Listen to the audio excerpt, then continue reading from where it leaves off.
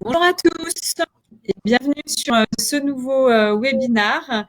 Alors le dernier avant la saison estivale, mais non des moindres, puisqu'on retrouve notre partenaire Essor Indépendant qui va intervenir pour la troisième fois avec nous pour parler aujourd'hui placement. Voilà, des placements qui sont fiscalement intéressants et aussi dans le but de se constituer un capital retraite. Comme d'habitude, quelques mots avant toute chose pour parler le hibou. Donc aujourd'hui, Héloïse, ici présente, et moi-même représentons le hibou. Et donc, Gilles et Jérôme se présenteront derrière, puisqu'ils représentent Essor Indépendant. Donc, Héloïse, c'est notre event manager. Elle gère aussi la RSE. Donc, c'est souvent elle qui vous envoie les invitations. Et moi, je m'occupe du département marketing et communication. Il y en a peut-être certains que j'ai eu l'occasion de croiser sur nos événements, puisqu'on a fait des after-work récemment un petit peu dans toutes les villes. Donc, on commence peut-être à se connaître un petit peu. Rapidement, comme d'habitude, je dis quelques mots sur le hibou pour tous ceux qui ont rejoint la communauté récemment.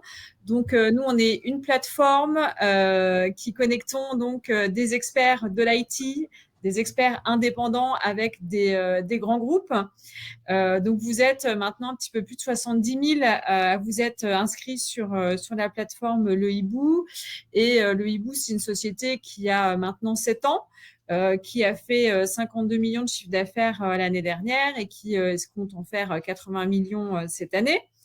Nous, notre particularité, c'est qu'on travaille surtout sur de la mission longue avec voilà, des profils qui ont des expertises fortes dans tous les domaines de l'IT. Donc, vous voyez, entre 14 et 15 mois en moyenne sur les missions.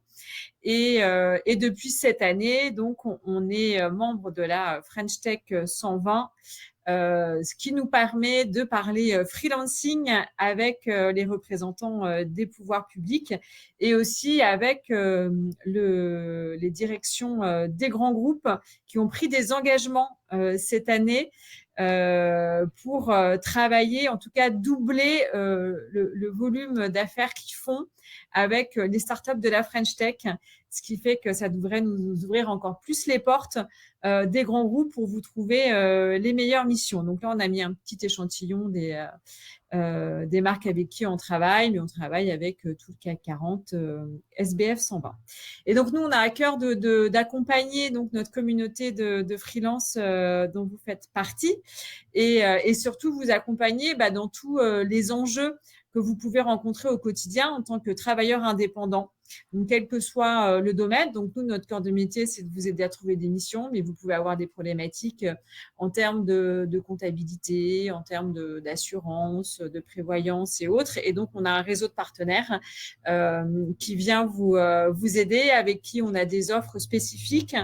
Et on essaye d'animer régulièrement ce genre de webinaire pour apporter un éclairage précis sur un sujet qui concerne spécifiquement les indépendants.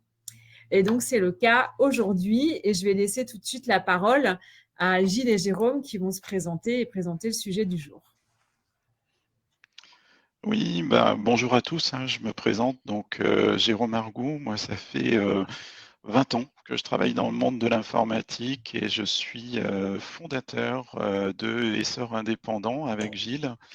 L'idée de cette société, c'est un petit peu de combler un vide qu'on connaît tous quand on travaille avec des indépendants ou quand on est nous-mêmes indépendants. Donc, c'est vous accompagner sur tous les aspects fiscaux, patrimoniaux, sur du conseil.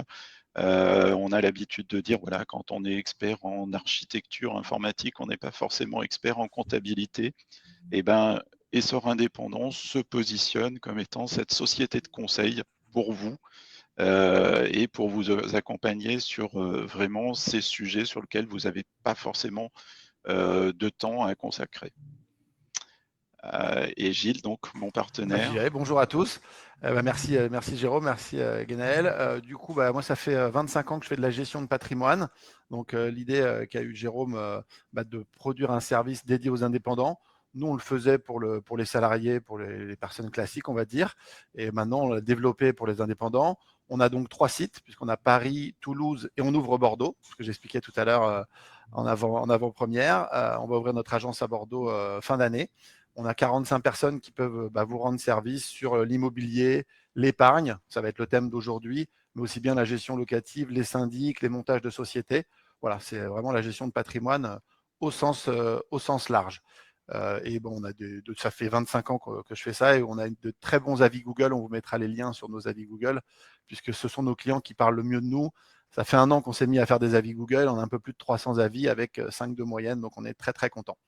Voilà pour l'introduction. Je repasse la main à Jérôme pour le contexte du placement ou Guenel, si elle le souhaite. Je vous laisse enchaîner, du coup. Alors, on y va. Alors aujourd'hui, on a souhaité avec le hibou faire vraiment un focus sur la partie placement. Donc on va vraiment regarder en illustrant sur 2 placements spécifiques qui sont l'assurance vie et le périn. Sachez que vous pouvez nous consulter sur bien d'autres sujets, puisque comme l'a dit Guénaël et Héloïse, on travaille aussi sur la gestion de patrimoine. On a fait un webinaire spécifique sur ces sujets-là, sur la fiscalité, sur la prévoyance. Aujourd'hui, on est vraiment sur la partie placement. Et donc focus pour vous accompagner, pour vous montrer quel type de service il existe. Et aussi avec des exemples concrets, puisque ça a toujours été la volonté dans nos webinaires de vous montrer des exemples concrets de ce que ça signifie et quel type de service Essor Indépendant est capable de vous offrir, notamment sur les assurances vie ou sur l'accompagnement sur la partie retraite. Donc toujours un petit focus actuellement sur le contexte. On a une inflation qui est toujours présente. Qui dit inflation dit des questions qu'il faut se poser par rapport au placement et à la rentabilité de ces placements. Donc, on a actuellement des prix qui augmentent rapidement. Donc, l'argent vaut moins qu'avant. Ça veut dire que ça a un impact négatif sur votre pouvoir d'achat, mais également sur vos placements. Un petit mot, parce qu'on en avait parlé la dernière fois sur la partie immobilier. On garde quand même des taux de crédit qui sont inférieur à l'inflation. Inférieur à l'inflation. Historiquement, c'est le contraire. Donc, même si effectivement ces taux de crédit peuvent vous paraître élevés, ça reste quand même une très très bonne opportunité actuellement pour aller chercher des crédits dans le monde immobilier. Si les banques ont du mal à vous donner des crédits actuellement, c'est aussi parce que ça ne les arrange pas complètement. Donc, il y a ce point. Regardez quand même, actuellement, vous avez des taux de crédit qui sont inférieurs à l'inflation et vous pourrez toujours les renégocier après si l'inflation diminue. En tout cas, il faut regarder aussi la partie rendement de vos placements et sécurité. Et Essor Indépendant peut vous accompagner sur la sécurisation de vos placements. Donc aujourd'hui, on fait un focus vraiment sur les assurances vie. Dans une première partie, donc assurance vie, placement préféré des Français, vous le connaissez, vous y aviez tous accès. 2000 milliards d'euros sur ce support, ça représente 40% de l'épargne du contribuable, donc c'est quelque chose qui est totalement incontournable dans le monde des placements. Et c'est un placement qui présente de nombreux avantages. Donc, on va les lister avec Gilles, ces avantages qui vont vraiment vous parler en tant qu'indépendant pour vraiment utiliser au mieux vos assurances vie. Et ensuite, on fera un focus sur l'offre spécifique d'Essor Indépendant sur ces assurances vie et comment on va se différencier par rapport aux banques traditionnelles. Ouais. Je te laisse la main, oui, Gilles. l'intérêt, c'est de sécuriser son argent, comme le disait Jérôme, mais aussi de le faire fructifier, parce que dans une période d'inflation, quand on a une inflation à 5-6%, il faut essayer de le faire travailler plus vite que l'inflation. Donc ça, on a des solutions dans l'assurance vie et dans le périn. Ce que disait tout à l'heure Jérôme, ce sera la deuxième partie. Le périn, c'est le plan d'épargne retraite individuel. On a entendu beaucoup parler de la retraite pour la réforme des retraites, donc ça, c'est un sujet forcément qui est sensible. On va l'évoquer aussi. Donc, je vais continuer sur les avantages donc, de l'assurance vie. Donc, il y a vraiment 8 points forts qu'on a listés qui sont très, très importants. C'est-à-dire que déjà, dans l'assurance vie, vous pouvez accéder à tous les supports que vous souhaitez. En fait, quand vous faites un livret A à la banque, vous faites que du livret A. Quand vous faites un plan épargne logement, c'est pareil, ça n'est que de l'immobilier ou de la SCI ou de l'OPCI. Dans le contrat d'assurance vie, vous pouvez faire du monétaire, de l'immobilier, de l'obligation, de l'action cotée ou non cotée, donc du private equity si on a envie. on va vraiment vous proposer plein de solutions. Et ça, on le fera sur mesure en fonction de votre appétence au risque, sachant que le monétaire est plus prudent que l'immobilier, qui est plus prudent lui-même que l'obligation ou l'action. Donc voilà, ça c'est le premier point fort. On a multiplicité de supports. La deuxième chose, c'est qu'on peut, quand on place dans l'assurance vie, on a un avantage exceptionnel à la transmission. Je ne sais pas si vous le savez, mais quand vous avez votre bien immobilier, par exemple un livret A, le livret A est soumis aux droits de succession.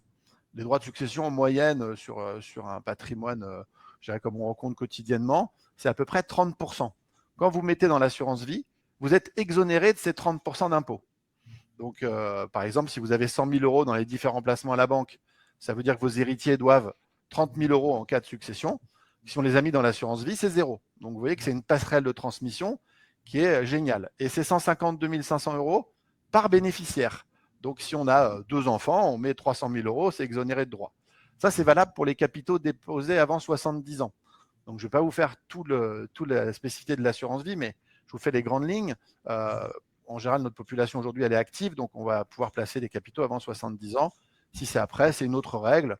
On l'expliquera au cas par cas s'il y a des gens qui sont dans cette configuration-là. Si par exemple, vous nous recommandez vos parents, comme ça arrive souvent aussi.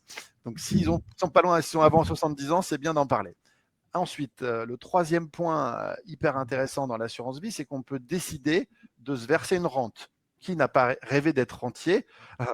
On va tous sourire là en se disant j'aimerais bien être rentier, je prends 5 ou 10 000 euros par mois et j'arrête de travailler. On a rencontré lors des précédents webinaires sur le hibou des personnes, sur les prévoyances, sur les placements, qui nous ont posé ces questions-là. Bien sûr, ça dépend de ce qu'on va mettre et de ce qu'on souhaite puiser. Mais on fera des simulations, on vous fera un exemple tout à l'heure pour vous montrer une simulation en exemple et on les fera sur mesure au cas par cas. Ça vous permet de retirer une somme de 1 000 ou 2 000 euros par mois et celle-ci est très peu fiscalisée puisqu'on est dans le placement de l'assurance vie. Ensuite, un gros avantage encore, le quatrième, c'est qu'on peut avoir autant de contrats d'assurance vie que l'on veut. Nous, on rencontre beaucoup de gens dans notre métier et souvent, les livrets A sont pleins, les LDD sont pleins, les PEL, les CEL, toute la batterie d'épargne. Pourquoi ? Parce qu'ils remplissent un, puis après, ils en remplissent un autre, puisque les montants sont limités. C'est 22 900 pour un livret A, 12 000 pour un LDD, 15 300 pour un CEL. Donc, dans l'assurance vie, on peut mettre le montant que l'on souhaite et on peut avoir autant de contrats qu'on veut. C'est-à-dire, demain, vous nous dites, Gilles, Jérôme, on a déjà un contrat. Jérôme, Gilles, pardon. On a déjà un contrat. Du coup, on peut très bien dire, oui, mais on peut vous en ouvrir un plus avantageux. On le transférera au pire les capitaux, mais on peut en ouvrir plusieurs, ce qui n'est pas le cas sur les placements que je vous ai cités précédemment. Donc voilà, ça, c'était déjà les 4 points forts importants de l'assurance vie qu'on retrouvera dans le terrain. Ensuite, on peut arbitrer entre les différents supports, c'est-à-dire qu'on peut passer du monétaire vers l'immobilier, de l'immobilier vers l'action, et ainsi de suite. Et du coup, l'arbitrage, suivant les contrats, il peut y avoir des frais. Nous, dans les contrats qu'on sélectionne pour vous et pour le hibou, il n'y a pas de frais sur les arbitrages. Voilà. Donc, on peut déplacer ces fonds à sa guise pour changer de politique financière, puisque il faut savoir que quand on place, il y a du risque, il y a de la volatilité. On fera en fonction de votre besoin. C'est-à-dire que si vous êtes prudent, équilibré, dynamique, offensif ou audacieux. Il y a différents niveaux de risque. Voilà. Ensuite, on va faire un petit rappel un peu juridique. Je voulais quand même parler de ça parce que quand on place de l'argent en banque, on est régi par BAL 3, qui est une réglementation sur la solvabilité des banques. Ce n'est pas la même chose quand on fait de l'assurance vie. C'est Sol 26.3 la réglementation. Pour vous donner juste un chiffre pour vous rendiez compte, c'est 8% pour les banques. Elles doivent être solvables à 8%, c'est-à-dire être capables de vous restituer 8% des sommes que vous placez. Dans l'assurance vie, c'est 100%. Ou dans les contrats qu'on sélectionne, bien souvent, les assureurs sont au-delà de 150% de ratio de solvabilité. Bon, c'est juste comparé quand on met de l'argent, quand on place de l'argent. On a entendu parler aussi des fameux plafonds de 100 000 euros. Bien sûr, ça dépend si la banque ou l'assureur est en vie. Bon, il y a eu quelques histoires ces derniers temps sur Crédit Suisse, sur SVB, qui sont des banques. Sur l'assurance, je vous dis, là, pour le principe, c'est plus sécurisé, beaucoup plus réglementé. Ces 2 réglementations, ce sont des réglementations européennes. Ensuite, 7e point, pour faire aussi rapide, vous pouvez bénéficier d'une avance à tout moment. C'est-à-dire quand vous avez placé de l'argent dans le contrat d'assurance vie, vous pouvez le reprendre si vous souhaitez. C'est une légende urbaine que l'argent soit bloqué 8 ans. Depuis la réforme du 27 septembre 2017, on peut sortir son argent quand on veut, ce qui se passe, c'est qu'on nous soumet à taxe, suivant si le contrat a plus ou moins de 8 ans. Donc la flat tax avant 8 ans. Au-delà de 8 ans, ça dépend comment on sort, si on sort en rente ou en capital. Donc ça, on en reparlera aussi, bien sûr, si vous avez des questions, mais sur mesure, en cas par cas. En tout cas, la possibilité aussi de dire je prends une avance. Ça veut dire quoi une avance? On laisse placer l'argent. Imaginons que dans le contrat, il travaille à 5, 6, 7, 10%. Et la compagnie vous prête jusqu'à 60% des sommes déposées dans le contrat. Donc ça, par exemple, vous avez mis 100 000 euros, on peut vous prêter 50 000 euros pour acheter un véhicule et vous les remettez quand vous avez envie de les remettre, au bout d'1 an, 2 ans, 3 ans, maximum 9 ans. Et les intérêts sont facturés sur les sommes qu'on a empruntées et la durée qu'on les a conservées. Mais pendant ce temps-là, votre contrat d'assurance vie travaille à un taux supérieur au taux auquel vous prête la compagnie. En gros, les compagnies aujourd'hui prêtent entre 2,5 et 3%, et on arrive à faire travailler les contrats entre 5 et 10%. Puisqu'il y a cette fameuse inflation, les obligations sont très avantageuses. Dernière chose, point aussi qui est important, c'est qu'on peut aider ses proches ou aider quelqu'un pour acquérir un bien immobilier ou pour faire un projet d'entreprise. C'est-à-dire que quand on a de l'argent comme ça sur un contrat, on peut très bien se porter garant. Ça s'appelle le nantissement de contrat. Et on peut nantir jusqu'à 2 fois les sommes placées. Imaginons que vous ayez toujours placé 200 000 euros. Si vous devez aider un enfant à emprunter, il pourra emprunter jusqu'à 400 000 euros sans être forcément en CDI. Voilà, on va pouvoir l'aider à l'acquisition. Pareil pour des projets. Alors, c'est devenu un petit peu plus rigide parce que c'est plus difficile d'obtenir des prêts en ce moment. Donc, les nantissements sont toujours plus délicats, mais c'est des choses qui existent. On a ce qu'on appelle souvent des prêts in fine ou du prêt amortissable avec un nantissement. Voilà pour les 8 points forts de l'assurance vie. Oui, ces 2 derniers points, Gilles, quand on a préparé le webinaire, c'est des choses qui sont assez peu connues. Et c'est vrai que dans cette période où il y a des difficultés à acquérir des prêts, généralement, on ne connaît pas ces 2 fonctions des assurances vie. Et c'est une véritable aide. C'est une véritable aide quand on veut aller rechercher des prêts, que ce soit conso. Ouais. Alors, le prêt conso, comme tu le disais, souvent les gens viennent nous voir, ils disent je suis allé voir mon banquier, il me demande mais c'est pourquoi faire. Là, l'assureur, il s'en fiche puisqu'il a les capitaux en caisse. Il vous prête une somme sur des comptes, sur ses comptes dans ses lignes. Et c'est vrai que c'est hyper facile. Il demande juste l'objet, vous marquez un mot, travaux, achat de voiture. Voilà, c'est hyper facile. On continue sur le sujet. J'ai pas vu de questions. Oui, alors comment on se différencie en tant qu'essor indépendant, parce que vous avez accès à de multiples assurances vie déjà à travers vos banques, etc. Là, ce qui est intéressant, et Gilles, il faut vraiment que tu reviennes sur ces sujets-là, c'est quand même les types de supports. Je sais bien qu'on a un exemple derrière, mais quand on parle de rassembler des expertises patrimoniales, financières, on parle bien derrière d'être en capacité, et c'est vraiment quelque chose qu'on a souhaité côté essor indépendant, d'être en capacité d'adapter complètement l'assurance vie aux besoins des indépendants. Tout à fait, on a déjà beaucoup de choix. On va avoir des choses, des fonds, on disait monétaires, on va aller sélectionner le meilleur contrat qui donne le meilleur rendement sur le fonds euro. Sur les SCI, OPCI, tout ce qui est immobilier, on va pouvoir aussi sélectionner avec la performance passée. En fait, on fait ce qu'on appelle un track record. On regarde qui a été le plus performant sur 1 an, 3 ans, 5 ans, 10 ans. Ça nous permet tout de suite de nous orienter vers les bons placements pour les indépendants. Parce que souvent, quand vous allez sous une marque, une banque, qui ont été cités tout à l'heure par Ganaël sur l'utilisation de services, ils vont être souvent monoproduits, c'est-à-dire qu'ils sont obligés de mettre leurs produits, si c'est la BNP, le LCL, il va être obligé de mettre, de vous habiller en vert ou de vous déguiser en jaune parce qu'il veut mettre ses marques. Nous, on va vraiment avoir le choix de 8000 fonds, on travaille avec 30 compagnies, 400 contrats, on va vraiment pouvoir choisir ce qui est le plus favorable en fonction de votre appétence au risque, en fonction de vos objectifs, en fonction de la souplesse qu'on veut sur le contrat. Et puis, on peut en ouvrir plusieurs parce qu'il peut y avoir des contrats qui vont être destinés à être nantis et d'autres qui ne le seront pas. Voilà, donc on a un pôle d'ingénierie patrimoniale pour aussi vous aider à interpréter les textes que vous avez déjà, les choses que vous avez déjà souscrites. On est souvent confronté à ça. Les gens ne savent pas forcément lire ce qu'ils ont acheté. On va les orienter et on va pouvoir des fois transférer. On en parlera pour le Perrin, c'est transférable. Ce n'est pas le cas pour l'assurance vie. C'est-à-dire qu'on n'est pas obligé de casser un plan épargne retraite ou un PERCO. Par contre, une assurance vie, on pourra déplacer les fonds, mais on ne peut pas transférer. Donc voilà, on va vraiment avoir des services personnalisés pour les indépendants adhérents au hibou et on leur fera une offre, bien sûr, comme les autres fois, sur les souscriptions. Donc voilà. Oui, il faut bien préciser que là, qu'on se rapproche des services d'une banque privée. Fondamentalement, c'est ce qui est offert en fait aux clients les plus fortunés. Et grâce à nos partenaires, là, on est capable de totalement adapter les supports des assurances vie par rapport à vos exigences, par rapport à votre appétence au risque et également. On est vraiment sur des services personnalisés que vous n'allez pas retrouver à moins d'être client banque privée, même je dirais gestion de fortune, parce qu'on a des fonds qui d'habitude s'adressent à des gens qui gagnent, qui ont en épargne plus de 500 000 ou plus d'1 million d'euros. Nous, on arrive à les démocratiser en tant que courtier parce qu'on va gérer des flux importants et on va chercher des rendements qui sont ceux dont bénéficient ceux qui ont beaucoup d'argent d'habitude. Donc maintenant, grâce au digital, c'est devenu hyper facile. Avant, c'était des tickets d'entrée de 200 000, 500 000. Maintenant, à partir de 3 ou 5 000 euros, on peut prétendre au même niveau d'expertise et de qualité produit.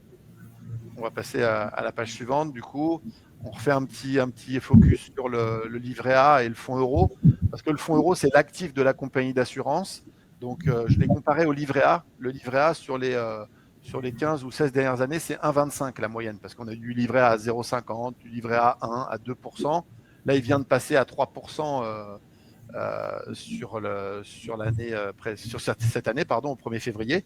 Mais par exemple, l'année dernière, sa moyenne, ça a été 1,25 parce qu'il a eu 3 phases. Il est fonction de l'inflation. Le fonds euro, il est beaucoup plus stable parce qu'il se finance sur des obligations long terme. Là, l'année passée, il était de 2,85. On a fait un petit comparatif au bureau sur, je crois, 13 ans. Le livret A, c'est 1,14 et le fonds euro, c'est 2,95. Donc, vous voyez, c'est plus du double. Donc voilà, c'est assez intéressant d'aller sur la compagnie d'assurance parce que déjà, c'est plus rentable et c'est exonéré de frais de transmission que le livret A. Les fonds immobiliers, donc nos fonds qui sont très portés sur le climat, sur la rénovation, il a fait 5,04 l'année dernière, mais les SCI, les OPCI, ce qu'on appelle les sociétés civiles immobilières, les SCPI, les sociétés de placement immobilier, tout ça, ça fait en moyenne entre 4 et 6%. Quand un plan épargne logement, l'année dernière, faisait 1%, puisqu'on compare un petit peu ce support à la banque qui a une connotation immobilière. Après, on fait des obligations structurées, ce que disait tout à l'heure Jérôme. Donc ça, les obligations structurées, elles tournent entre 8 et 12%, quand en banque, elles sont souvent à 4 à 5%. Ah bon, on a écrit deux fois %. 4 à 5%, on voulait mettre sur le 4 et sur le 5. Du coup, c'est comme ça, c'est vivant, on a fait des petites coquilles.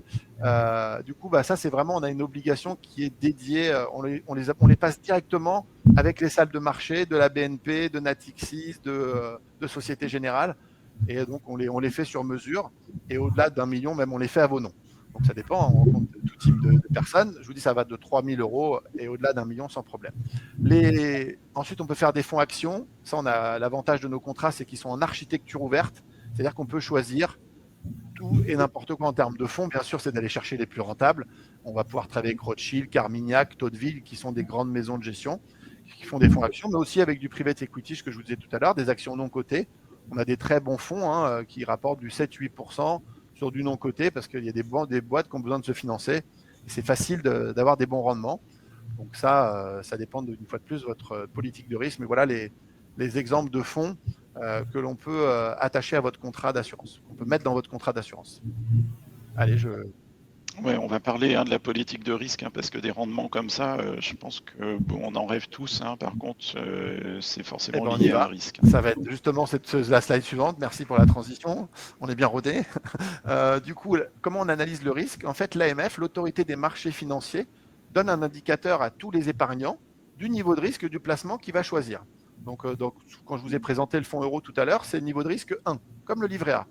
Quand on a parlé tout à l'heure aussi de fonds immobiliers, niveau de risque 2. Quand on est sur des obligations, ça va osciller entre 3 et 7. Ça va dépendre de l'obligation et de son contenu. Et quand on fait de l'action ou du private equity, on est souvent entre 6 et 7. Donc attention, quand on fait qu'un seul type de placement, on va vite être cantonné soit dans le vert, soit dans le rouge ou dans le vert clair.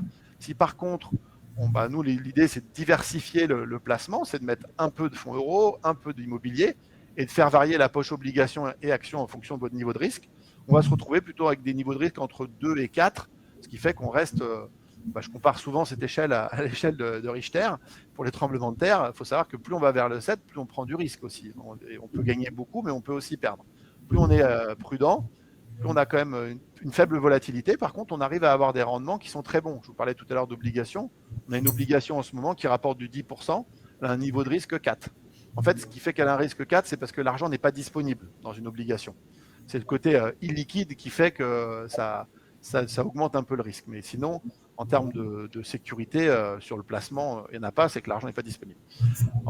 Voilà, donc Et ce qui est important hein, pour vous, c'est justement cette transparence hein, sur les différents types de supports et que on puisse discuter avec vous sur votre appétence au risque, sur quel type de placement vous paraît le plus intéressant, quel type de support vous paraît le plus intéressant et qu'on puisse vraiment adapter le type d'assurance vie par rapport aux circonstances de vie de votre quotidien.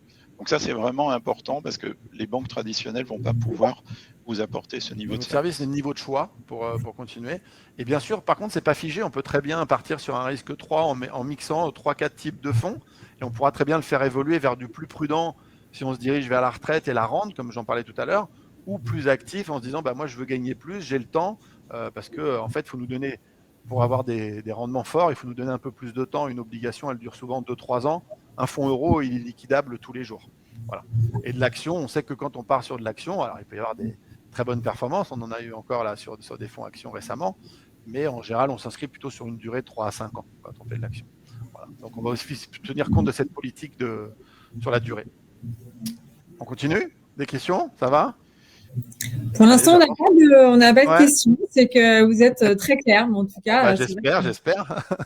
C'est vrai qu'on avait beaucoup de questions sur l'immobilier et la fiscalité. On en a un peu moins sur le placement. Mais bon, après, l'argent, c'est plus personnel. Donc souvent, on en parle en personne. Voilà. Le Français il parle un peu moins de l'argent que l'Américain ou que d'autres nationalités. Mais l'idée, c'est de donner des points et des généralités. Et on fera du sur-mesure avec chaque personne qui nous contacte de la part du hibou, bien sûr. Donc là, on a fait une petite simulation. C'est des outils qu'on utilise avec nos clients.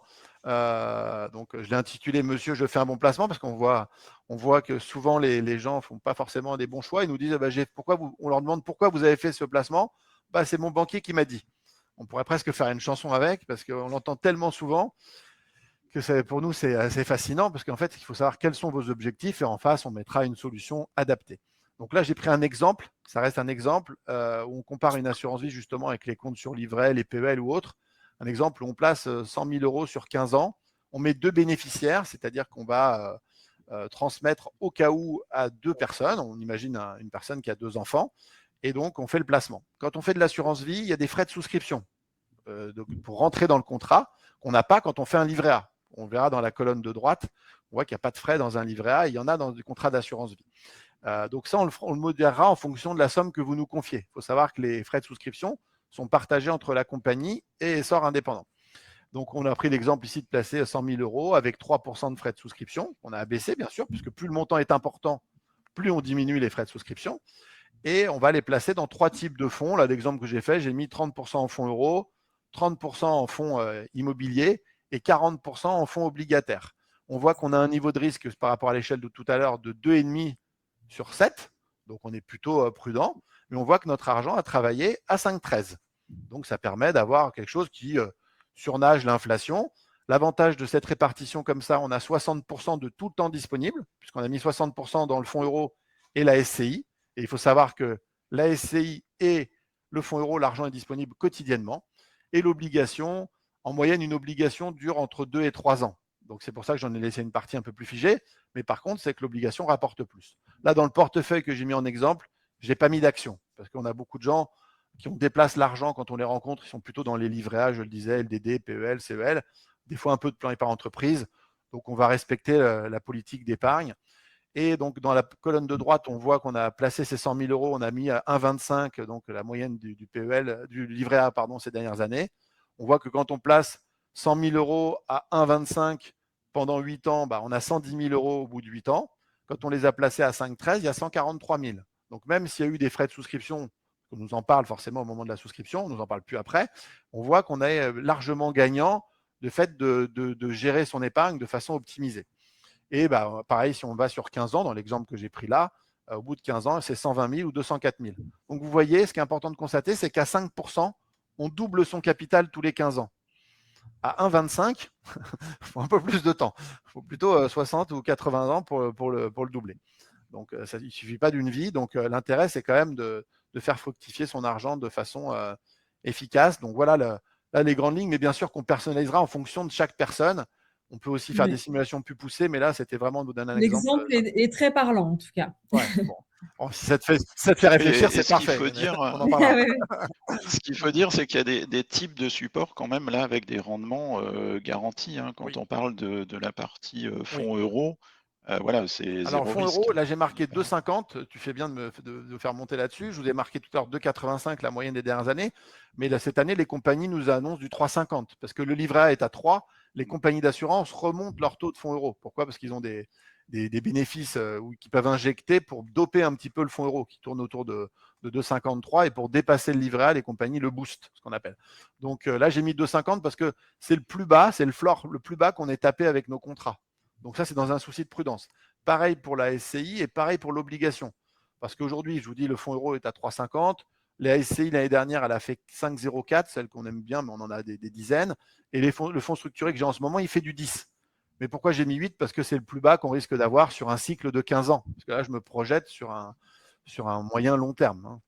Voilà la simulation. Les résultats de la simulation, on les a synthétisés. C'est important parce que je vais reprendre les avantages qu'on a vus au départ du webinaire.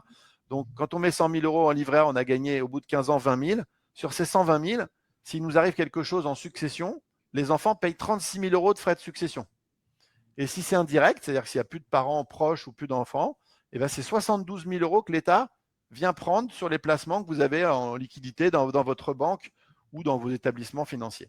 Quand on a mis notre assurance vie, on a mis les 100 000, on a doublé notre capital en 15 ans. Si malheureusement il arrive quelque chose, eh ben ces 200 000 euros seront transmis gratuitement, et j'insiste gratuitement aux héritiers, qu'ils soient directs ou indirects. Alors on entend par héritier indirect, ça peut être l'ongle d'Amérique, un cousin, mais ça peut être une association. Quand vous mettez de l'argent dans une contrat d'assurance vie, vous pouvez très bien dire c'est mes enfants et après, je ne sais pas, les Restos du Cœur, la Croix-Rouge, et l'argent ira intégralement à l'organisme. Alors que dans les autres cas, l'argent est taxé, il va aux héritiers et même là pour le coup, s'il n'est pas précisé que vous le donnez à la Croix-Rouge, ils n'iront même pas. Donc on a vu qu'on a 200 000 euros. Une solution qu'on peut faire, c'est au bout de 15 ans de dire je prends ces 200 000 euros, je les dépense d'un coup. Attention, là, on paiera la flat tax. On paiera la flat tax sur les 104 000 euros de plus-value que vous voyez là. Si toutefois, on a une autre solution, c'est de sortir de l'argent tous les mois. On peut très bien dire, je vais prendre de l'argent tous les mois. Là, on peut prendre dans l'exemple que j'ai mis ici, 2 900 euros par mois pendant 7 ans. Si on prend 2 000 euros, on va tenir 12 ans. Si on prend 1 000 euros, on va tenir 30 ans. Ça dépend de la somme que l'on puise chaque mois. Et ce qui est intéressant, c'est de voir que quand on prend ces 2 900 euros, on a 254 euros d'impôt. Finalement, on a une imposition très faible, ce que j'expliquais tout à l'heure.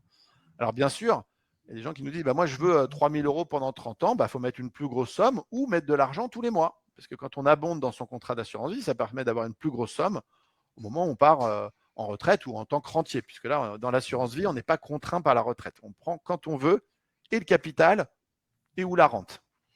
Nos petits graphiques à droite pour montrer donc en vert et en bleu l'effet du livret A et l'effet de l'assurance vie. Traité à notre sauce, c'est plutôt prudent là dans ce que j'ai fait comme schéma. Et on voit les frais de succession sur 120 000 euros. Il y en a qui sont plus visuels sur les graphes et 0 donc sur la transmission. Voilà. Je pense qu'avec cet exemple, vous voyez aussi toute la philosophie des sorts indépendants, parce que Gilles est passionné, vous voyez qui va dans tous les détails, etc., qu'il a une maîtrise complète des produits, et c'est vraiment l'idée, c'est de vous apporter ce conseil avec des gens passionnés qui puissent vraiment vous accompagner au jour le jour, parce qu'on ne pense pas forcément à tout.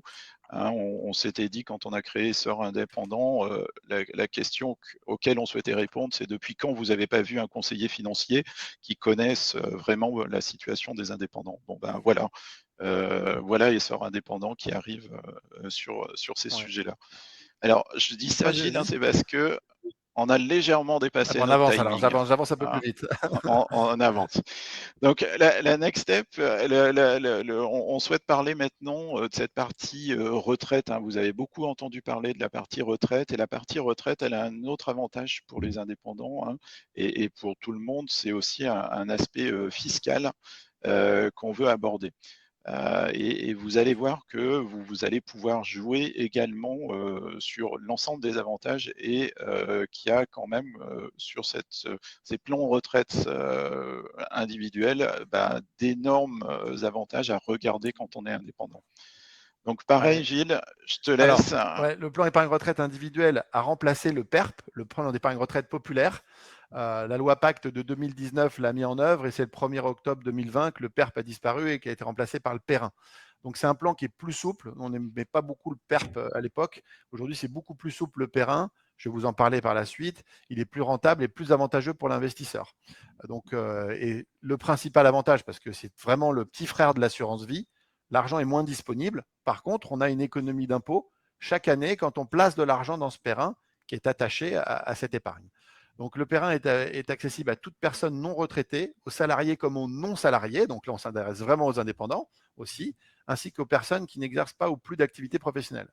Donc bien sûr, nous, on regarde, les sans indépendants, on regarde toutes les solutions pertinentes sur votre patrimoine et les meilleurs outils pour y répondre. On va le voir par la suite sur les avantages. J'avance parce que du coup, on me dit que je suis un peu lent. Oui, un petit mot, parce que notre webinaire sur la partie fiscalité avait rencontré un grand succès. C'est une des possibilités pour, vous venez de faire vos déclarations d'impôt, hein, pour diminuer une partie de votre impôt, et de manière immédiate, extrêmement On va faire un rapide, exemple tout de suite. tout en sécurisant la partie Oui, tout à retraite. Hein. fait. Donc, vous déduisez le montant que vous versez dans votre PER. Donc, exemple, vous mettez 10 000 euros dans un PER, vous allez économiser, c'est fonction de votre tranche d'imposition. Donc, la tranche d'imposition, au départ, quand on a très peu de revenus, c'est 0. Après, c'est 11. Assez rapidement, ça va être 30, 41 ou 45. Donc, pour le PER, on s'adresse quand même aux personnes qui sont en tranche 30, 41 ou 45. Je vous montrerai tout à l'heure comment on sait dans quelle tranche on est, puisque maintenant, c'est marqué sur la feuille d'impôt. Donc, exemple, vous mettez 10 000 euros. C'est la partie que personne ne Ouais, comprend, on hein, va la Gilles. montrer. On a l'exemple justement parce qu'on l'a tous vu sur notre fiche d'impôt, mais on ne sait pas du tout À à quoi quoi ça ça sert correspond. exactement. Donc on place 10 000 euros dans mon exemple, on économise 3 000 euros dès l'année d'après sur ses impôts. Donc ces 10 000 euros, comme dans le contrat d'assurance vie, vont fructifier et travailler. Par contre, l'année d'après, vous récupérez vos 3 000 euros. Donc soit vous les dépensez, puisque vous avez économisé ces 3 000 euros sur votre facture fiscale, soit vous les réinvestissez. On vous le proposera, bien sûr, parce que nous, on est dans l'optimisation des placements et de l'épargne. Donc pareil que tout à l'heure pour l'assurance vie, on a les mêmes types de supports, monétaire, immobilier, obligation, action, dans le plan d'épargne retraite. L'arbitrage est gratuit entre les différents supports. On est toujours sous Solvency 3, donc c'est le même principe de protection des capitaux. C'est toujours un outil de transmission puisque le PERIN bénéficie des avantages de l'assurance vie au titre de la transmission des capitaux, donc 152 500. Attention, si vous avez une assurance vie et un PERIN, on additionne les deux sommes. Si vous avez mis le même bénéficiaire, vous avez mis 100 000 euros dans votre assurance vie et 20 000 euros dans votre PERIN, les 120 000 comptent dans le plafond des 152 000. Voilà. Donc une rente peut vous être versée à tout moment à partir de la première liquidation d'une caisse de retraite. Voilà, c'est un petit peu différent de l'assurance vie où on prend son argent quand on veut. Là, on a une économie d'impôt. On vous aide à préparer la retraite, mais il faut attendre la première liquidation d'une caisse de retraite pour pouvoir prendre sa rente ou son capital, puisqu'on a 4 possibilités de sortie. Donc on peut disposer aussi du capital de façon prématurée dans 5 cas. Le plus agréable, c'est quand même l'achat de la résidence principale. Il y a aussi décès, invalidité, liquidation d'entreprise, fin de droit de chômage et aussi surendettement. Mais des fois, quand on place l'argent, on se dit je fais mon plan épargne retraite et puis dans 3 ans, 5 ans, j'achète ma résidence principale. C'est une clause de déblocage. Attention, quand on débloque, on restitue les avantages fiscaux qu'on a eus. L'argent, les intérêts, on produit, mais quand on restitue, le plan épargne retraite ne va pas à son terme. Donc l'État ne vous octroie pas l'avantage fiscal qu'il vous a donné les années précédentes. Donc ça, je redétaillerai s'il y en a qui ont des questions là-dessus. L'opportunité d'utiliser les droits de votre conjoint. Je vais vous montrer les plafonds dans la feuille d'impôt. Si madame ou monsieur n'utilise pas ses droits, le conjoint peut les utiliser. Par exemple, on a quelqu'un qui est salarié, ce qui va être le cas peut-être dans nos auditeurs, et quelqu'un qui est indépendant. Le salarié va avoir une très bonne retraite, l'indépendant va vouloir cotiser, il pourra utiliser les plafonds de la personne salariée. On va le montrer tout de suite dans l'exemple. Donc voilà, la fameuse feuille d'impôt. Voilà, c'est cette fameuse feuille d'impôt où on découvre qu'on a des plafonds non utilisés. Donc là, déjà, on se dit, normalement, il y a quelque Voilà. chose à Qu'est-ce faire, que quoi. c'est-il? À quoi ça sert? Quiz. Et Alors, oui, et la feuille oui. d'impôt, on voit plafond d'épargne retraite. On fabrique chacun des plafonds chaque année. Ces plafonds, on les fabrique à raison de 10% de son revenu net imposable. Je gagne 50 000 euros, je fabrique 5 000 de plafond. Dans l'exemple que j'ai pris ici, c'est une personne seule avec un enfant. Parce que même l'enfant fabrique des plafonds pour la retraite. C'est assez atypique, ça, on ne peut pas les utiliser entre parents. Par contre, on peut en ouvrir un pour un enfant si on a envie. Donc le plafond, vous voyez que là, il a fabriqué en 2020 4 500, 2021 6 000 et ainsi de suite. On a un plafond total. En 2023, la personne peut verser jusqu'à 20 919 euros dans son plan épargne retraite. Et il aura une économie d'impôt qui est fonction de sa tranche d'imposition, que je vais vous montrer à la page d'après pour savoir comment la calculer. Donc, il serait inutile d'investir plus de 20 000, parce que des fois, on a des gens qui nous disent moi, Gilles, j'ai plein d'argent à placer. On va plutôt en mettre beaucoup dans l'assurance vie et de façon modérée dans le plan d'épargne retraite, fonction des plafonds de la personne. Donc là, dans l'exemple, on pourrait mettre maximum 20 900. Si on mettait au-dessus, l'EDA n'aide plus. Autant le mettre dans l'assurance vie dans ce cas-là. Donc là, on a le plafond de 20 919. Et donc, dans la feuille d'impôt, à la page d'après, on voit que quand vous faites votre déclaration, vous avez votre taux moyen d'imposition et surtout, vous avez votre taux marginal d'imposition, 30%. Ces deux taux, depuis cette année, sont indiqués dans la feuille. Nous, avant, on les calculait, on les utilisait, ce n'était pas très compliqué. Maintenant, ils sont même indiqués dans votre feuille d'impôt. Donc ça, c'est pour calculer votre économie d'impôt. Dans l'exemple qu'on a vu précédemment, la personne place 20 000, il économisera 6 000 euros d'impôt. Bien sûr, s'il a 6 000 euros d'impôt, il faut faire attention. Ça, c'est à nous de choisir aussi le placement de façon pertinente et de ne pas dépasser non plus son montant d'impôt parce que je ne peux pas lui faire économiser plus d'impôts qu'il n'en a. Et il faut faire aussi attention au changement de tranche puisque les tranches sont des paliers. Je vous dis tout à l'heure, il y a un palier à 0, à 11, à 30, 41 et 45. Donc, si on enlève beaucoup de revenus de la tranche 30, on peut très bien basculer dans la 11. Ça, on fera le calcul dans nos simulateurs. Hein, c'est prévu pour les gens qui nous sollicitent. Donc, voilà le plafond dont on parlait et qui est très souvent qui pose question. Ça veut dire quand même très concrètement, Gilles, que si on positionne ou on investit dans un plan d'épargne retraite individuel, selon le plafond qui est indiqué, selon notre taux d'imposition, on a immédiatement, sur des revenus salariés, une réduction d'impôt. L'État va continuer à prélever à la source sur le salaire pour parler comment ça se passe précisément. C'est le sens de ta question, Jérôme. Du coup, on investit par exemple 10 000 euros maintenant. Et donc, dans la déclaration de l'année d'après, en 2024, je dirais j'ai investi 10 000 euros. La compagnie l'aura télétransmis à l'administration fiscale, un peu comme vos salaires. Donc, ces 10 000 euros vont venir se retrancher du revenu et générer un remboursement de 3 000 euros. Parce que l'État vous aura prélevé toute l'année votre prélèvement à la source. Et l'année prochaine, au mois de juillet, bonne nouvelle, vous récupérez un chèque de 3 000, un chèque de 6 000. Au mois de juillet ou début août. On attend tous, hein, pour ceux qui connaissent les dispositifs. Cette année, ils ont marqué été. C'est-à-dire que maintenant, il y a une saisonnalité dans les remboursements. Avant, ils nous disaient, je vous rembourse le 20 juillet ou le 15. Maintenant, ils nous disent. C'est un peu plus large. Ouais, c'est un peu plus large, Lionel. Donc, c'est un peu comme la mode. Si l'été indien dure jusqu'à décembre, ça va être désagréable. Mais bon, non, j'en rigolais parce qu'on en parlait avec beaucoup de clients. On a fait beaucoup de déclarations cette année.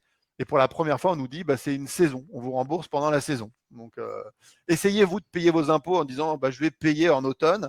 Vous allez voir, ça ne va pas les faire marrer. On nous dit c'est le 15 octobre la taxe foncière, c'est le 15 novembre la taxe d'habitation. Bon, elle a disparu, mais c'était le cas. Donc voilà, c'est assez facile. En tout cas, voilà, pour remontrer le diapo, sur la fin de votre dernière votre dernière page de la feuille d'impôt, vous avez vos plafonds. Il faut en profiter.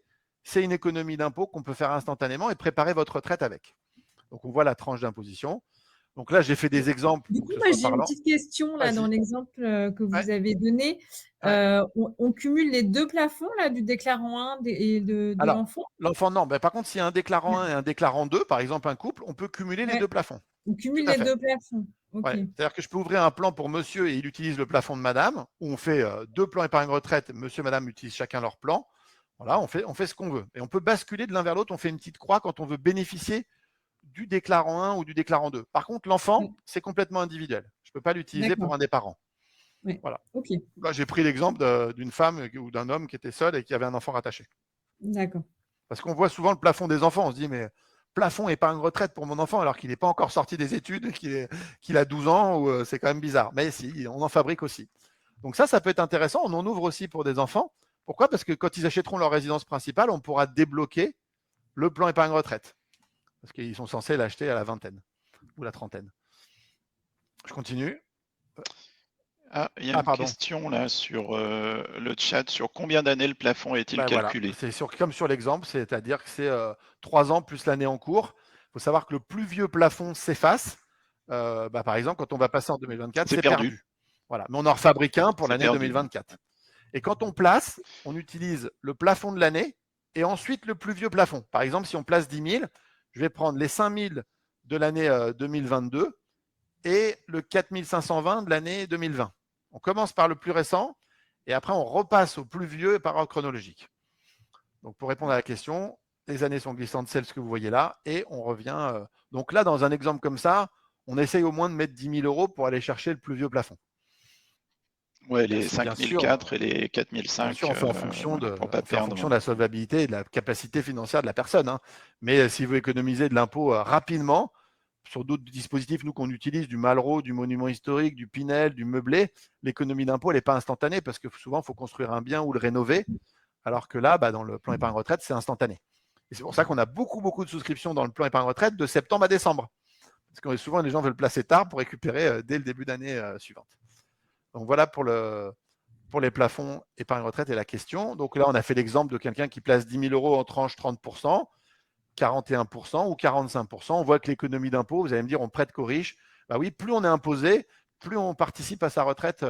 Ce qui est un peu logique parce que les gens qui ont des très hauts revenus, en fait, ils vont avoir des très faibles retraites proportionnellement. Donc, ils ont intérêt encore plus à la préparer. Et c'est le cas aussi des indépendants qui ont des faibles retraites en cotisation obligatoire. Non, mais c'est vrai que, et c'est ce qu'on a noté, hein, l'État va abonder davantage selon notre tranche d'imposition. Donc très clairement, c'est un dispositif qui va favoriser des gens qui ont une tranche d'imposition importante. Comme tu le dis, abonder, c'est un super mot. Tu vois, moi, je l'utilise pas tout le temps. Mais c'est vrai que quand on fait un plan épargne entreprise, l'entreprise peut abonder. Elle dit, j'abonde à 20, 30, 50%. Là, c'est l'État qui abonde dans votre retraite. Quand vous faites un livret A, on ne vous dit pas, tiens, vous avez mis 10 000 euros, vous touchez 3 000 euros d'économie d'impôt. Dans le Perrin, on a ça. Et donc, ce plan épargne retraite individuel, c'est pour compenser notre retraite par répartition qui est un petit peu en train de fondre. Hein. Ce qu'il faut comprendre, c'est qu'on a de moins en moins d'actifs pour de plus en plus de passifs. Voilà. Donc, alors, est-ce que cela joue sur le revenu fiscal de référence ou pas du tout? On va venir soustraire le plan épargne retraite du revenu global. Oui, ça va avoir un impact sur le RFR, comme on dit. Voilà. Parce que ça vient se soustraire tout au début de l'avis d'impôt. Donc, oui, ça bénéficie. Alors, une autre question, on nous pose, la stratégie de placement est-elle de faire le placement en fin d'année? Voilà. Oui, c'est souvent ce que font les gens. C'est pour ça qu'on a une saisonnalité dans notre métier. On est un peu comme les gens qui vendent des chocolats ou des huîtres. En tout cas, sur les plans épargne retraite, on en a beaucoup en fin d'année. Mais historiquement, il y avait pas mal de dispositifs. Donc oui, après, il y a des gens qui prennent date ou qui mettent de l'argent tous les mois en disant je mets 500 euros tous les mois. Ça fera 6 000 euros et j'ai mon économie d'impôt garantie. J'oublie pas de le faire. Parce que le défaut, c'est un peu comme les déclarations fiscales. On le fait au dernier moment. Et le placement dans le plan épargne retraite, les gens veulent nous le faire jusqu'au 31 décembre. Nous, on coupe vers le 20 décembre. Parce qu'après, si les fonds ne sont pas versés, l'administration fiscale peut nous dire que ce n'est pas valable. Voilà. Mais oui, très clairement, il y a quand même beaucoup d'activités sur la fin d'année pour les gens qui sont en capacité d'anticiper et qui regardent un petit peu le montant d'impôts qu'ils ont à payer.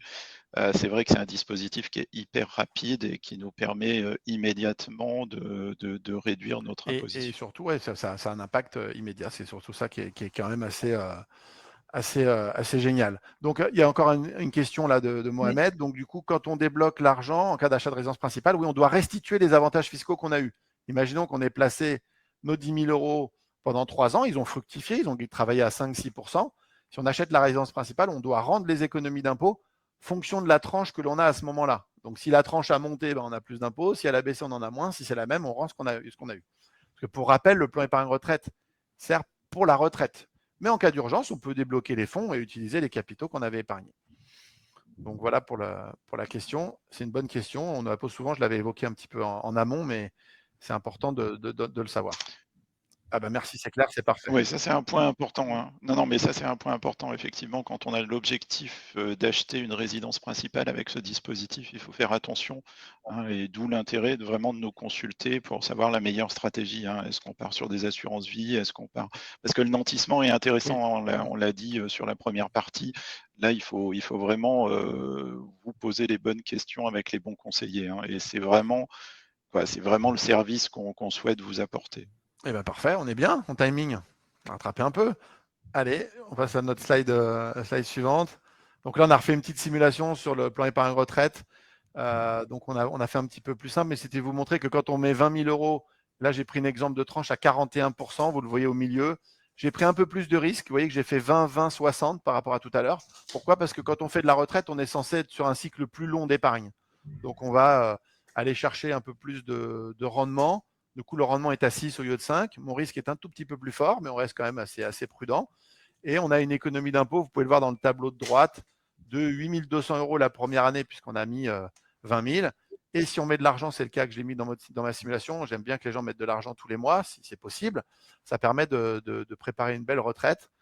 Et donc, là, en mettant 500 euros par mois, il y aura une économie d'impôt de 2460 tous les ans aussi, qu'on abonde ou pas. Donc, la colonne de gauche nous permet de voir l'argent qui fructifie et qui augmente avec les 500 euros qu'on place. Et la colonne tout à droite, c'est l'économie d'impôt qu'on utilise ou pas. Si on utilise, on peut aussi la réinvestir. C'est ce qu'on appelle le gain d'économie d'impôt réinvesti. Donc, si on ne dépense pas cette économie d'impôt que l'État vous verse l'année suivante, on peut la replacer, ça augmente les capitaux du coup. Voilà. On trouvera plein de Ouais, et solutions. ça, c'est super intéressant, hein. Ça fait un effet de levier extrêmement intéressant parce que on va réinvestir ce que l'État nous donne et qui va générer une nouvelle réduction, d'impôt. Donc ça, c'est quand même La super façon, ce que j'ai intéressant. fait, là, en fait, vous voyez que le plafond tout à l'heure était de 20 000. Donc là, je fais mettre les 20 000 pour gommer mes 4 années de plafond. Et chaque année, je sais que je vais refabriquer à peu près 6 000. C'est là où je mets les 500 euros par mois. Donc du coup, le plan épargne retraite se cale sur le revenu, gomme les années non utilisées. Et après, chaque année, j'utilise mon plafond. Bien sûr, dans la mesure du possible de chacun, hein. Ça dépend des moyens de chacun. Mais on se retrouve quand même avec beaucoup de gens qui utilisent cette formule-là pour fabriquer, préparer leur retraite, la transmission et avoir quelque chose de rentable. Voilà, on est pas mal. Donc, ouais, oui, oui, non, mais voilà, c'est toute l'importance du conseil, hein, parce qu'il y avait vraiment beaucoup de choses qu'il faut maîtriser et on est disponible, bien sûr, à toutes vos questions. Vous voyez qu'on est présent, nous, sur l'accompagnement fiscal, hein, pour les indépendants. On avait fait un webinaire sur la prévoyance santé. Moi, c'est quelque chose qui me tient vraiment à cœur parce que il y a vraiment des dispositifs sur la prévoyance santé qui permettent à la fois de sécuriser votre salaire tout en générant des réductions d'impôts de la même façon, quoi. Il faut regarder le développement du patrimoine immobilier, c'est un point important aussi quand on est indépendant et qu'on veut sécuriser un petit peu l'argent qu'on peut générer. Et vous l'avez vu, nos dispositifs aussi d'accompagnement sur la partie mutuelle, retraite, etc. Donc vraiment, n'hésitez pas à nous contacter. On est On fait le bilan disponible. patrimonial gratuit, Alors, pour revenir sur ce que Jérôme dit. oui, N'hésitez pas à nous contacter. On a eu plein de contacts sur les précédents webinaires. On vous accompagne. Il y a eu pas mal d'ailleurs de souscriptions sur les précédents projets qu'on proposait. Mais n'hésitez pas à prendre rendez-vous. C'est un bilan patrimonial qui est gratuit. Vous nous contactez. Un de nos conseillers vous renseigne ou moi-même. Et du coup, on vous fait du sur-mesure et c'est à votre guise de pouvoir le faire. On travaille beaucoup en parrainage. Donc, une fois que vous devenez client, vous pouvez être aussi ambassadeur. Voilà. Il y a une petite question que je vois avec Cédric. Alors, à la retraite, on a plusieurs sorties au Perrin. On peut sortir en capital fractionné, en rente ou en rente viagère. Donc, la fiscalité est à chaque fois différente. Donc, j'invite Cédric à nous contacter. Il a besoin d'un rendez-vous. ça sera peut-être le mot de la fin, Guénaël. Ouais. Je remets juste l'adresse mail là, pour ceux qui voudraient la copier-coller directement pour vous contacter et donc du coup demander son audit de situation.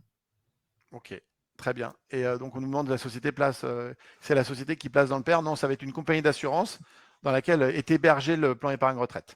Donc par exemple, ça va être Swiss Life, AXA, Generali, des compagnies d'assurance qui ont bien sûr des grandes compagnies d'assurance qui ont pignon sur rue. Nous, on est intermédiaire dans l'opération. On accompagne, on conseille dans la mécanique. Oui, on peut rappeler peut-être notre modèle économique, hein. Nous, on est simplement apporteur d'affaires, donc c'est important de voir qu'on a seul intérêt pour nous, c'est vraiment votre service et votre satisfaction, hein, puisque qu'on travaille avec Swiss Life ou une autre assurance, pour nous c'est pareil. Donc c'est important de savoir que c'est votre satisfaction en fait qui est important dans l'ensemble de Et nos pour échanges. conclure, parce qu'on sait qui sont nos concurrents, que ce soit les banques, les assets, vous ne changez pas d'interlocuteur. Moi qui suis dans une banque, et vous l'êtes tous, je pense, vous avez tous pensé, vous êtes tous une fois un conseiller qui vous a appelé, on dit bonjour, je suis votre nouveau conseiller, je voudrais faire connaissance. Quand on est dans les banques, ça change tous les 1, 2 ans, 3 ans. Ce n'est pas notre cas, en tout cas chez Essor Indépendant, Essor Conseil, puisque c'est les conseillers que vous rencontrerez. On est vraiment, vous êtes affilié à un conseiller. Voilà. L'idée, c'est que vous soyez suivi parce que le patrimoine, ça se bâtit dans la durée. Quand je vous fais une simulation sur 15 ans, si tous les ans votre conseiller change, c'est moins facile à piloter. L'idée, c'est de mettre un pilote dans l'avion, dans votre épargne. Souvent, votre banquier change, il n'a plus un quart d'heure à vous consacrer dans le meilleur des cas dans l'année. Voilà. Donc, nous, nos conseillers ont maximum 500-600 clients à gérer. Un conseiller d'agence, on a plutôt 5 à 6 000. Donc, il ne pourra jamais faire un rendez-vous avec tout le monde. Voilà, merci de merci à écoute. tous les deux. Encore une fois, c'était très instructif et très clair. Donc, le replay de ce webinaire sera envoyé à toutes les personnes qui l'ont visualisé et également à toutes les personnes qui s'étaient inscrites et qui n'ont pas pu se joindre à nous aujourd'hui. Et très certainement qu'on se retrouvera après les vacances d'été pour d'autres thématiques. Et peut-être d'ici la fin de l'année, peut-être qu'on fera un petit rappel sur la fiscalité, puisque ça va intéresser pas mal de monde à ce moment-là. On voit bien que la fin de l'année, c'est là où ça s'accélère un petit peu. Si tout le monde peut anticiper un petit peu, hein, ça voilà. aide. En tout cas, bonnes vacances à tous. Pour la charge. Voilà. On souhaite vraiment un bel été à tout le monde, de bonnes vacances, et on se retrouve à la rentrée. Merci beaucoup, Gilles et Jérôme. Merci, Ganel. Merci pour Merci votre accueil. beaucoup. À bientôt. À bientôt. À bientôt. Merci, au revoir.